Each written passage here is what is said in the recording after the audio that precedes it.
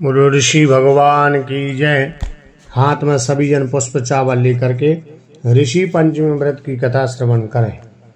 राजा सुताश्व ने कहा, हे पितामह, मुझे ऐसा व्रत बताइए जिससे समस्त पापों का नाश हो जाए। तब ब्रह्मा जी ने कहा, राजन, मैं तुम्हें वह व्रत बताता हूँ जिससे समस्त पाप विनाश को प्राप्त होंगे। यह ऋषि पंचमी का व्रत है जिसके करने से नारी जाति के तमाम पाप दूर होकर वे पुण्य की भागी होती हैं। इसके लिए तुमसे एक वृत्तांत कहता हूँ, सुने। विदर्भ देश के उत्तंक नाम के एक सदाचारी ब्राह्मण निवास करते थे। उनकी पतिव्रता नारी सुशीला से एक पुत्र और एक पुत्री का जन्म हुआ। पुत्र सुविभूषण ने वेदों का सांगोपांग अध्ययन किया एवं कन्या का समयानुसार एक सामान्य कुल में विवाह कर दिया, पर विधि के विधान से वह कन्या विधवा हो गई। तो वह अपने सतीत्व की रक्षा पिता के घर जाकर करने लगी। एक दिवस कन्या माता पिता की सेवा करके एक शिलाखंड पर शयन कर रही थी, तो रात भर में उसके सारे शरीर में कीड़े पड़ गए। सुबह तब कुछ शिष्यों ने उस कन्या को अचानक इस दशा में देख उसकी माता सुशीला से निवेदन किया कि माता, गुरु पुत्री के दुख को देखिए। गुरु पत्नी ने जाकर गुरु पुत्री को देखा तो उस अपनी पुत्री की अचानक यह दशा देखकर नाना तरह के विलाप करने लगी और पुत्री को उठाकर ब्राह्मण के पास ले गई। और ब्राह्मण भी पुत्री की दशा को देखकर अति विस्मित हो गए एवं दुखी हुए। तब ब्राह्मण से हाथ जोड़कर कहा, महाराज, क्या कारण है कि इस पुत्री के सारे शरीर में कीड़े पड़ गए? तब महाराज ने ध्यान धर के देखा तो पता चला कि इस पुत्री ने 7 जन्म पहले ब्राह्मणी थी। तो एक दिन रजस्वला होते हुए भी घर के तमाम बर्तन भोजन सामग्री छू ली और ऋषि पंचमी का व्रत आया तो अनादर से देखा। उसी दोष के कारण इस पुत्री के शरीर में कीड़े पड़ गए, क्योंकि रजस्वला यानी रजो धर्म वाली नारी प्रथम दिन चांडालनी के बराबर, दूसरे दिन ब्रह्मघातनी के समान व तीसरे दिन धोबिन के समान शास्त्र दृष्टि से मानी जाती है। तुम्हारी कन्या ने ऋषि पंचमी के दर्शन अपमान के साथ किए। इससे ब्राह्मण कुल में जन्म तो हुआ पर शरीर में कीड़े पड़ गए हैं। तब सुशीला ने कहा, महाराज, ऐसे उत्तम व्रत को आप विधि के साथ वर्णन कीजिए जिससे संसार के प्राणी मात्र इस व्रत से लाभ उठा सके। ब्राह्मण बोले, हे सहधर्मिणी, यह व्रत भाद्रपद मास की शुक्ल पक्ष की पंचमी को धारण किया जाता है।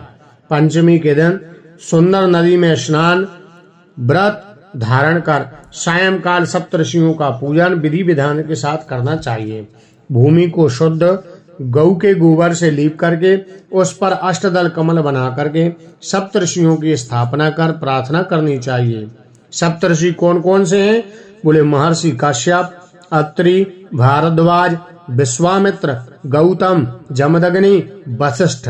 इन 7 महर्षियों की स्थापना कर आचमन, स्नान, चंदन, फूल, धूप, दीप, नैवेद्य आदि से पूजन कर व्रत की सफलता की कामना करनी चाहिए। इस व्रत को करके उद्यापन की विधि भी करनी चाहिए। चतुर्थी के दिन एक बार भोजन करें। पंचमी के दिन व्रत आरंभ करें।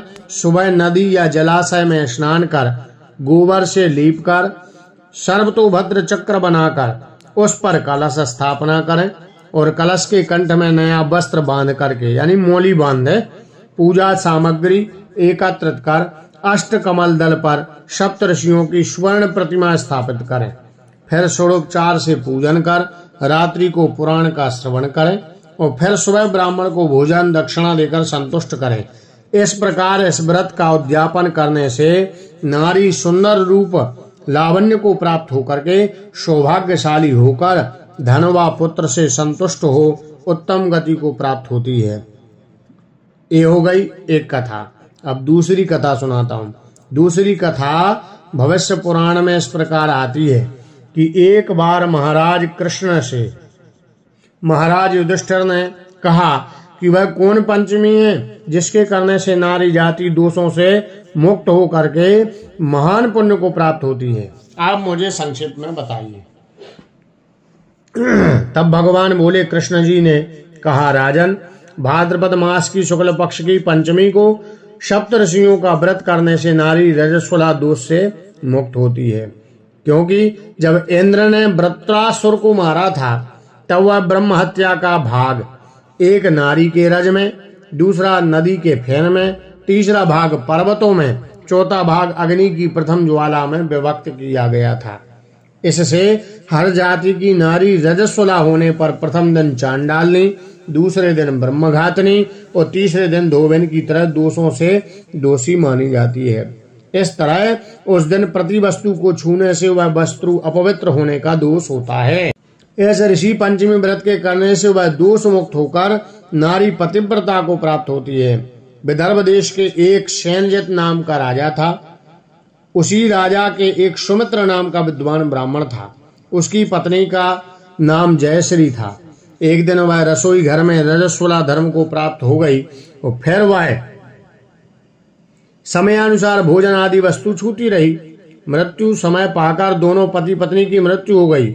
मरने के बाद ब्राह्मणी को कुतिया का जन्म हुआ और ब्राह्मण को बैल का जन्म लेना पड़ा।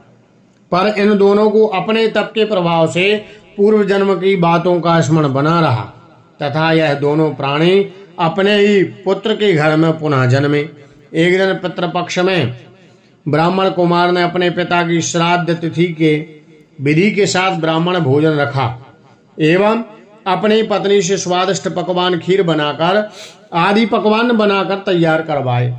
भाग्यवश एक सर्प ने यानी सांप ने उस खीर में जहर उगल दिया। वह हाल वह ब्राह्मणी कुतिया बनी देख रही थी। उसने सोचा कि अगर ब्राह्मण खाएंगे तो मृत्यु को प्राप्त हो जाएंगे, इससे मेरे लड़के को हत्या का भागी पाप लगेगा। इससे उस खीर को कुतिया ने जानबूझकर जूठा कर दिया। तब बहू ने उस कुतिया को इतनी मार मारी कि उसकी सारी कमर तोड़ दी और खीर फेंक कर दूसरी बना ली। पर श्राद्ध कर सब ब्राह्मणों को भोजन कराया।